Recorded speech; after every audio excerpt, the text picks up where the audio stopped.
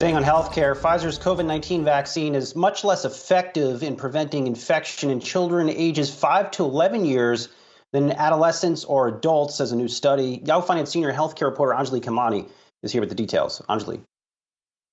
That's right, Brian. The study out of New York really confirming what the company had sort of indicated in December when it also notified us really that the vaccine for those under 5 years old was going to be delayed as they look to a third dose. In a statement, the company has said that our updates earlier this year on pursuing a 3-dose schedule for the pediatric population were informed by the effectiveness data for 3 doses of the vaccine for people 16 years and older, and the early laboratory data observed with Delta and other variants of concern, including Omicron. So they're saying that they already had an indication looking at the older population by comparison that the dosage was not effective against infection. And that's a really important point to point out because it's infection, not severe disease. We also did see some reduced efficacy against hospitalization as we saw in the adult group. Right now, they are already working on those pediatric booster studies,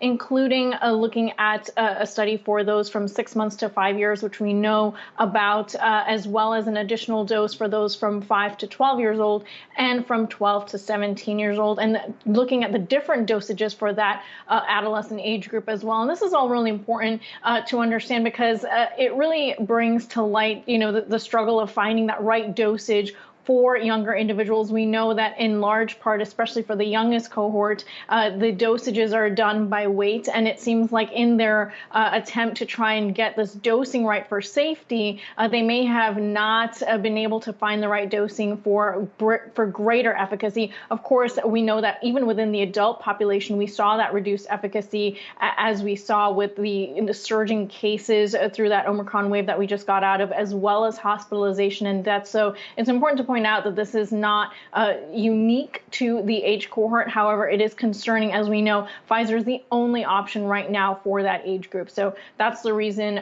for the concern while we wait to hear back from these additional doses. And of course, right now we're looking at stagnating vaccinations across the country as we've come out of this wave. Simultaneously, the lifting of mask mandates and guidance from the CDC suggesting that 70% of the population of the U.S. is now in low or medium risk zones. And that includes over on the West Coast, where we saw California, Oregon, and Washington State announce removing masking in schools on March 12th. And so that joins New York, which also announced by March 7th they would do the same. And this is all sort of coalescing to be concerning. Pediatricians and other health experts are concerned about the impact of these two headlines together. So we'll have to wait and see how experts and officials handle this news. Back to you.